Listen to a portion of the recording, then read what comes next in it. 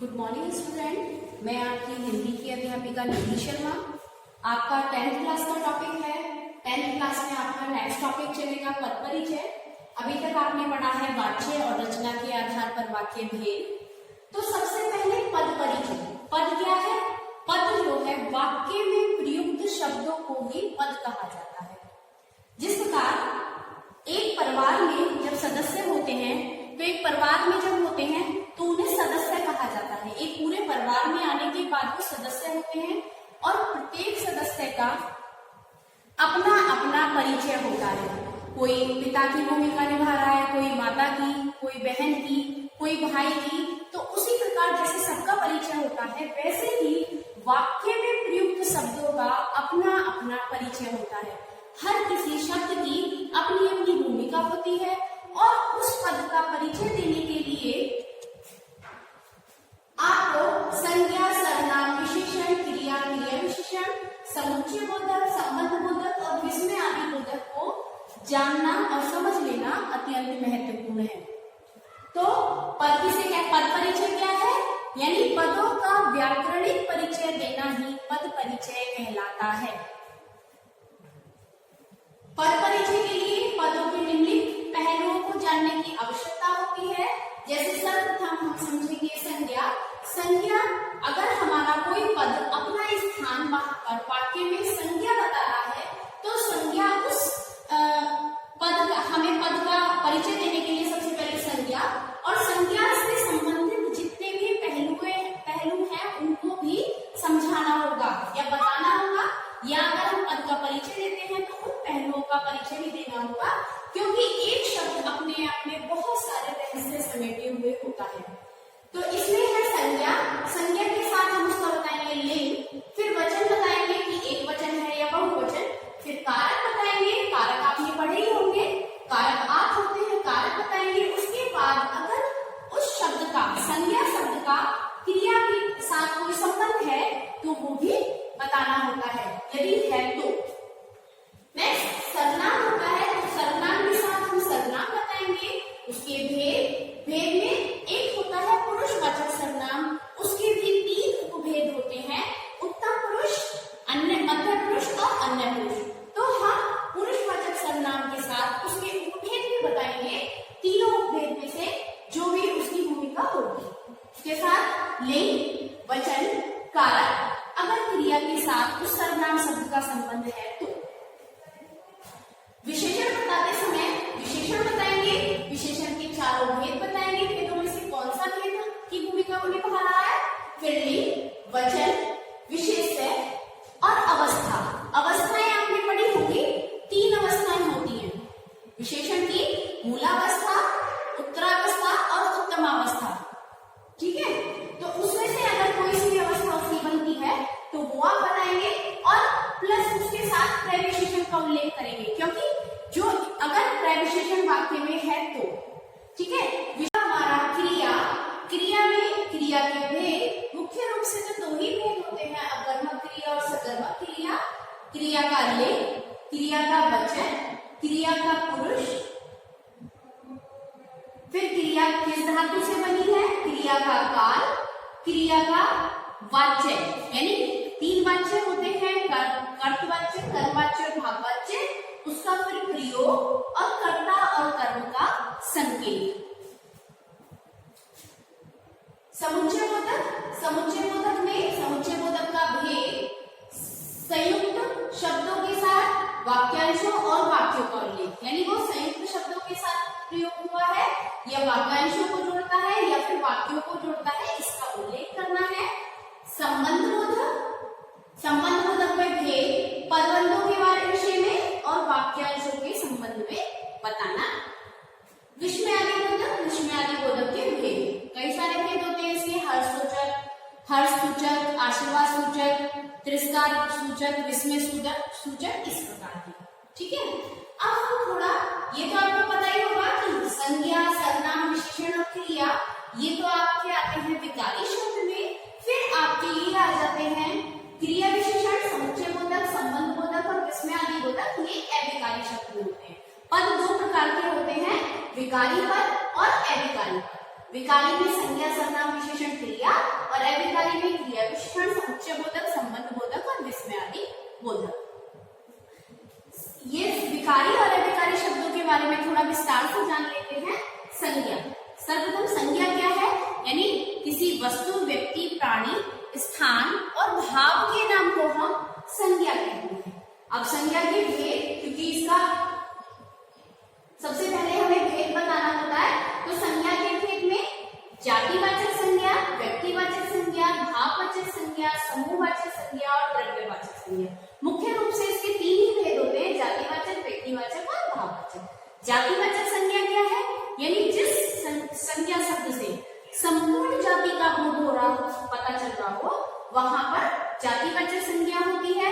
जैसे इसमें संपूर्ण जाति में मान लिया हमने बोल दिया हाथी, तो हाथी संपूर्ण जाति का बोध करा रहा है। लड़का, लड़का शब्द संपूर्ण जाति का बोध करा रहा है। तो इस प्रकार के जो शब्द होते हैं, शहर हो गया, गांव हो गया, देश हो गया, ये संपूर्ण जाति का बोध कराने वाले शब्द हैं। दूसरा है आपका व्यक्तिवाचक संज्ञा। व्यक्तिवाचक संज्ञा में आ जाता है जिसमें किसी व्यक्ति विशेष के बारे में बताया गया हो। जैसे अभी मैंने देश की बात की है, देश के स्थान पर अगर भारत आ जाता है तो वो हमने विशेष देश के विषय में बताया है, इसलिए यहाँ पर भारत व्यक्तिवाचक संज्ञा होगा। उसी प्रकार किसी व्यक्ति का नाम व्यक्तिवाचक संज्ञा में आ जाएगा, किसी इमारत का नाम व्यक्तिवाचक संज्ञा में आ जाएगा। ठीक है, नेक्स्ट हमारा आता है भाववाचक संज्ञा, जहां पर किसी गुण, दोष, धर्म और अवस्था के बारे में हम बात कर रहे हो, वहां पर भाववाचक संज्ञा होती है। जैसे बचपन, यानी वो एक हमारी अवस्था बता रहा है, बुढ़ापा अवस्था बता रहा है। इस तरीके के जो शब्द होते हैं वो भाववाचक संज्ञा में आते हैं। नेक्स्ट है आपका समूहवाचक संज्ञा। समूहवाचक संज्ञा यानी जब हम किसी के समूह के विषय में बात कर रहे हो तो उस समूह से संबंधित नाम, उस समूह का नाम जो होता है वो व्यक्तिवाचक संज्ञा में आता है, वो समूहवाचक संज्ञा में आता है। और समूहवाचक संज्ञा में जैसे विद्यार्थियों को मिलाने से एक कक्षा बनती है, तो कक्षा शब्द जो है समूहवाचक संज्ञा में होगा। वैसे ही खिलाड़ियों को, अगर हम एक खिलाड़ियों का जो समूह होता है उसे हम टीम कहते हैं, उसी प्रकार टीम शब्द जो होगा वो समूहवाचक संज्ञा में आएगा। लास्ट है आपका इसका द्रव्यवाचक संज्ञा। द्रव्यवाचक संज्ञा यानी किसी द्रव्य या पदार्थ के बारे में बात करना, जैसे तेल, लकड़ी, लोहा, ये सारे शब्द द्रव्यवाचक संज्ञा के अंतर्गत आएंगे। नेक्स्ट आपका चलते हैं हम लेकर सर्वनाम। तो सर्वनाम के होते हैं 6 भेद। सबसे पहला होता है पुरुषवाचक सर्वनाम। पुरुषवाचक सर्वनाम के भी 3 उपभेद हैं, उत्तम पुरुष, मध्यम पुरुष और अन्य पुरुष। यानी उत्तम पुरुष में व्यक्ति अपने बारे में बात कर रहा होता है, मैं और हम और इससे बनने वाले शब्द। मध्यम पुरुष में सामने वाले व्यक्ति के बारे में बात हो रही है, यानी तुम, आप। और अन्य पुरुष में जब हम किसी तीसरे व्यक्ति के विषय में बात कर रहे होते हैं, जैसे वह, वे आदि। नेक्स्ट आपका बनता है प्रश्नवाचक सर्वनाम, यानी जहां पर जो शब्द प्रश्नवाचक शब्द प्रश्न का बोध कराए, जो सर्वनाम शब्द प्रश्न का बोध कराते हैं उन्हें हम प्रश्नवाचक सर्वनाम कहते हैं। अनिश्चयवाचक सर्वनाम यानी जिसमें सर्वनाम शब्द का निश्चित पता न चलता हो, उसे हम अनिश्चयवाचक सर्वनाम कहते हैं। जैसे दूध में कुछ गिर गया, तो हमें ये नहीं पता है, निश्चित नहीं पता कि दूध में क्या गिर गया है, तो कुछ शब्द यहाँ पर अनिश्चयवाचक सर्वनाम होगा। निश्चयवाचक सर्वनाम यानी हम जब किसी चीज के बारे में निश्चित होते हैं, यानी हमें पता होता है या किसी चीज की ओर संकेत करके बता रहे होते हैं कि वह घर मेरा है, तो यहाँ पर वह शब्द निश्चयवाचक सर्वनाम होगा। देखिए निजवाचक सर्वनाम, निज यानी जैसा ही नाम से विदित है, निज यानी निजी, स्वयं के बारे में। तो निजवाचक सर्वनाम में ऐसे शब्द जैसे मैं स्वयं ही अपना कार्य कर लूंगा, तो यहाँ पर स्वयं शब्द जो है वो निजवाचक सर्वनाम होगा। लास्ट है आपका इसमें संबंध बोधक, संबंधवाचक सर्वनाम। तो संबंधवाचक सर्वनाम में क्या है, जब वे शब्द जो सर्वनाम शब्दों को आपस में संबंध बताते हैं, जैसे जिसकी लाठी उसकी भैंस, तो यहाँ पर जिसकी और उसकी को ये जो है आपस में संबंध बता रहे हैं, इसलिए यहाँ पर ये संबंध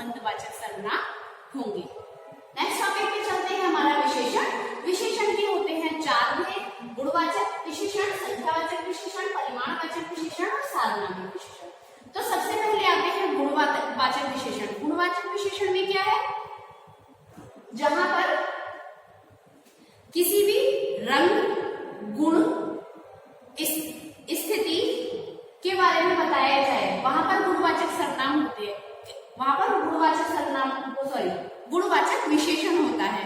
तो गुणवाचक विशेषण का एक उदाहरण हम ले लेते हैं, एक उदाहरण, जैसे मेरे पास एक लाल गेंद है, तो यहाँ पर गेंद की विशेषता बताई गई है, कैसी गेंद है, लाल गेंद है, तो यहाँ पर लाल शब्द जो है वो गुणवाचक विशेषण होगा। ठीक है,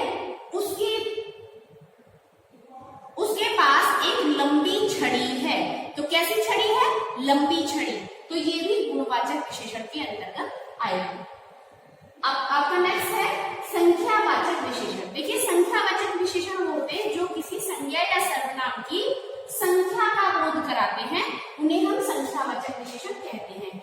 इसके दो प्रकार है, दो भेद हैं, अनिश्चयवाचक सर्वनाम विशेषण, अनिश्चयवाचक संख्या विशेषण और निश्चित संख्या विशेषण। अनिश्चित संख्या विशेषण कैसे, जैसे जो चीज काउंटेबल होगी यानी जिनको हम गिन सकते हैं, संख्यावाचक तो इसलिए हो गई क्योंकि हम उन्हें गिन सकते हैं, लेकिन अनिश्चित कैसे, जैसे मेरे पास कुछ किताबें हैं, तो कुछ किताबें यानी किताब हम गिन तो सकते हैं लेकिन वो निश्चित संख्या नहीं है, इसलिए वो अनिश्चित संख्यावाचक विशेषण होगा।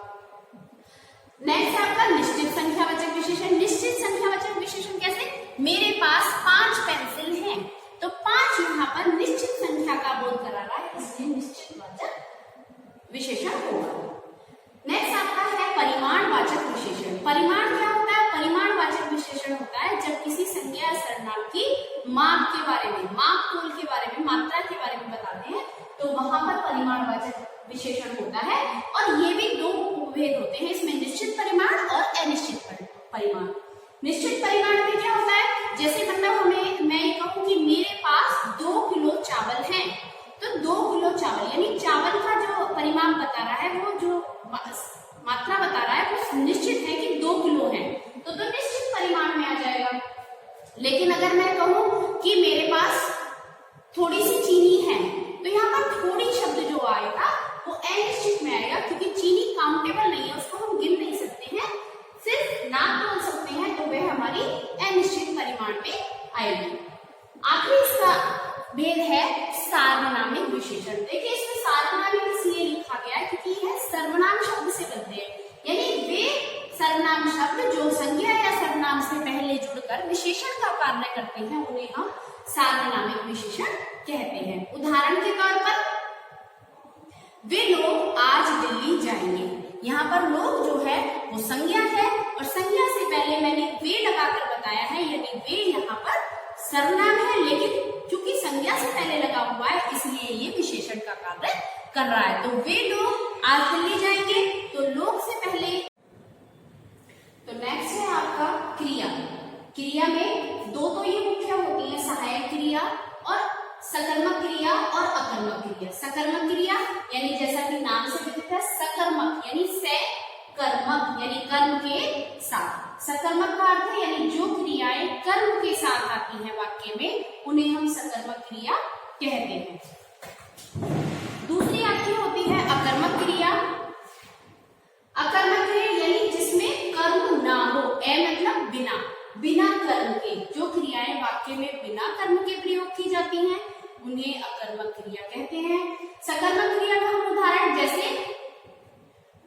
बच्चा गेंद खेलता है, तो क्या खेलता है, गेंद खेलता है, तो यहाँ पर गेंद क्या है, वो कर्म है, और क्या लगा के हमें उत्तर प्राप्त हो रहा है, क्या खेलता है, गेंद खेलता है, तो यानी जब हमें उत्तर प्राप्त हो रहा है तो इसका मतलब ये सकर्मक क्रिया है। अकर्मक क्रिया का उदाहरण, बच्चा खेलता है, क्या खेलता है, हमें उत्तर प्राप्त नहीं हो रहा, क्या खेलता है ये हमें नहीं पता, तो इसलिए यह क्रिया अकर्मक होगी। नेक्स्ट आपकी चलते हैं सहायक क्रिया। देखिए सहायक क्रिया क्या होती है, वे क्रियाएं जो एक क्रिया की सहायता करती है, जैसे मैंने पुस्तक पढ़ ली, तो पढ़ भी क्रिया है, इसमें ली भी क्रिया है, तो इसलिए इसे सहायक क्रिया कहते हैं। नेक्स्ट आते हैं सामान्य क्रिया। देखिए वे क्रियाएं जब वाक्य में क्रिया का प्रयोग, एक ही क्रिया का प्रयोग होता है, तो उसे हम सामान्य क्रिया कहते हैं, यानी वाक्य में सिर्फ एक ही क्रिया का प्रयोग होता है तो उसे हम सामान्य क्रिया कहते हैं। जैसे मैं अध्यापिका हूँ, तो तो यहाँ पर वो जो है वो सामान्य क्रिया है। नेक्स्ट आपकी संयुक्त क्रिया। जब वाक्य में दो या दो से अधिक क्रिया का प्रयोग होता है तो उसे हम कहते हैं संयुक्त क्रिया। संयुक्त यानी दो क्रियाओं को मिलाकर वाक्य में प्रयोग की गई है तो संयुक्त क्रिया। जैसे राजीव घर चला गया, तो चला भी क्रिया है और गया भी क्रिया है। नेक्स्ट आपकी है द्विकर्मक।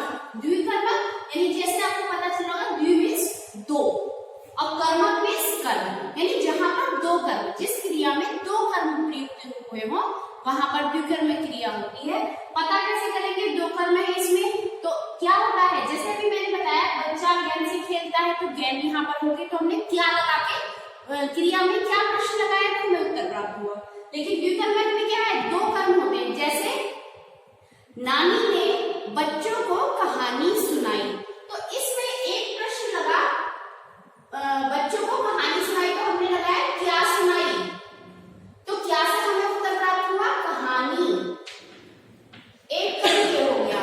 दूसरा प्रश्न लगाकर करते किसको सुनाई, अगर हम किसको लगाते हैं क्रिया में तो हमें उत्तर प्राप्त हुआ बच्चों को। तो यहाँ पर कहानी एक कर्म हो गया, दूसरा कर्म हो गया बच्चों को, यानी दूसरा कर्म बच्चे और पहला कर्म कहानी। तो इसलिए यहाँ पर द्विकर्मक क्रिया होगी। जब हम क्रिया में क्या और किसको लगाकर हमें अगर उत्तर प्राप्त हो रहा है तो वहां पर हमारी द्विकर्मक क्रिया होगी। देखिए नेक्स्ट है आपका प्रेरणार्थक क्रिया। प्रेरणार्थक क्रिया का मतलब क्या है, जिसमें कर्ता स्वयं कार्य न करके दूसरों को कार्य करने के लिए प्रेरित करता है, वहां पर प्रेरणार्थक क्रिया होती है। जैसे मैंने नौकरों से कपड़े धुलवाए, मैंने धोए नहीं लेकिन मैंने नौकरों को प्रेरित किया कपड़े धोने के लिए, तो नौकरों से कपड़े धुलवाए, मम्मी से खाना बनवाया। इस तरीके के जो शब्द होते हैं, इस तरीके की क्रियाएं, बनवाया, धुलवाया, इस तरीके के शब्द जो होते हैं वो प्रेरणार्थक क्रिया कहलाती है। आपका नेक्स्ट आ जाता है पूर्वकालिक क्रिया। देखिए पूर्वकालिक क्रिया का मतलब होता है एक ऐसी क्रिया जो मुख्य क्रिया से पहले लगती है। जैसे वह आज उठकर बाजार चला गया, या वह उठकर बाजार चला गया, तो चला गया तो हो गई मुख्य क्रिया, लेकिन उठकर जो लगी है उसे हम पूर्वकालिक क्रिया कहेंगे। ठीक है। नेक्स्ट आपका आता है क्रिया विशेषण। देखिए जैसे विशेषण होते हैं संज्ञा सर्वनाम की विशेषता बताते हैं, वैसे ही क्रिया विशेषण नाम से पता चल रहा है क्रिया की विशेषता बताने वाले शब्दों को क्रिया विशेषण कहते हैं। ये भी मुख्य रूप से चार प्रकार के होते हैं, कालवाचक, स्थानवाचक, रीतिवाचक और परिमाणवाचक। कालवाचक यानी जिसमें क्रिया के साथ कब प्रश्न करने पर उत्तर प्राप्त होता है, अगर कब प्रश्न करने पर हमें उत्तर प्राप्त हो रहा है तो वो कालवाचक क्रिया विशेषण होगा। अगर क्रिया के साथ कहाँ प्रश्न लगाकर उत्तर प्राप्त हो रहा है तो वो स्थानवाचक क्रिया विशेषण होगी, और अगर कैसे लगाकर क्रिया के साथ कैसे लगाकर उत्तर प्राप्त हो रहा है तो वो रीतिवाचक क्रिया विशेषण कहलाएगी, और कितना कितनी क्रिया के साथ कितना कितनी लगाकर हमें उत्तर प्राप्त हो रहा है तो उसे हम परिमाणवाचक क्रिया विशेषण कहेंगे। अब कालवाचक क्रिया एक उदाहरण ले लेते हैं। मैंने खाना सुबह खाया, कब खाया, सुबह खाया, तो यहां पर या मैं आज खेलूंगी, कब खेलूंगी, आज, तो यहां पर आज शब्द जो है वो क्रिया विशेषण है, कालवाचक क्रिया विशेषण है। फिर स्थान, वह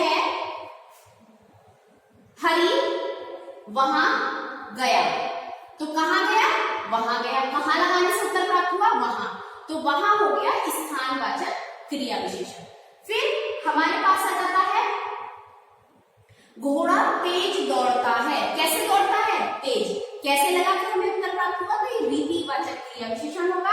फिर आपका नेक्स्ट आता है परिमाणवाचक। तो परिमाणवाचक में जैसे मैंने आज काफी खा लिया, कितना खा लिया, काफी या पर्याप्त, ऐसे शब्द जो होते हैं वो परिमाणवाचक क्रिया विशेषण कहलाएंगे। अब आ जाते हैं समुच्चय बोधक। समुच्चय बोधक के दो भेद माने गए, समानाधिकरण और व्याधिकरण, यानी वे समुच्चय बोधक क्या है, वाक्यांश और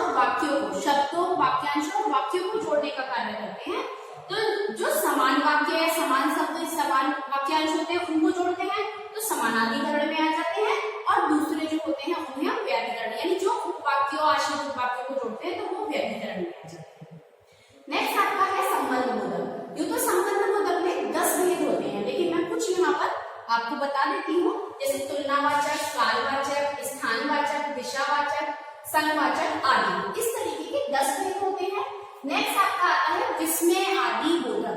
विस्मय आदि बोधक, अच्छा संबंध बोधक क्या होता है? संबंध बोधक जो संज्ञा, जो वाक्य में आए संज्ञा सर्वनाम के वाक्य के दूसरे शब्दों के साथ संबंध बताते हैं, उन्हें हम संबंध बोधक कहते हैं। ठीक है।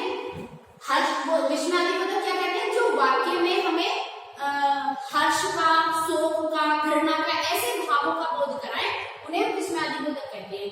ये भी कई प्रकार के होते हैं, जैसे हर्ष बोधक, तिरस्कार बोधक, घृणा बोधक, आशीर्वाद बोधक आदि।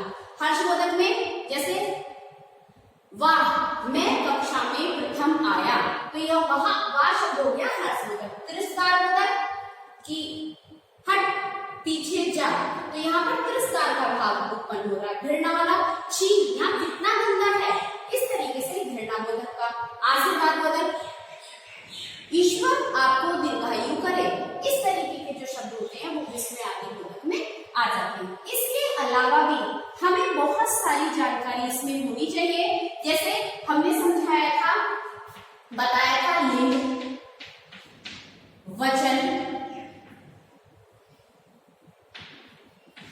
काल, ये। तो इसमें क्या है? लिंग में हमें कितने भेद होते हैं? लिंग के भेद होते हैं जो हमें जाति का बोध कराते हैं, स्त्री जाति या पुरुष जाति का बोध कराते हैं, उन्हें हम लिंग कहते हैं। इसके 2 भेद हैं, स्त्रीलिंग और पुल्लिंग। वचन यानी जो हमें किसी भी वस्तु का हमें एक या एक से अधिक होने का बोध कराते हैं, उन्हें हम वचन कहते हैं। ये होते हैं 2, एक वचन और बहुवचन। ऐसे ही हमारे काल होते हैं, काल यानी समय। काल का अर्थ होता है समय, जो समय का बोध कराए, वाक्य में जो शब्द समय का बोध कराए उन्हें हम काल कहते हैं। और काल मुख्य रूप से 3 प्रकार के होते हैं, भूतकाल, वर्तमान काल और भविष्य काल। धन्यवाद।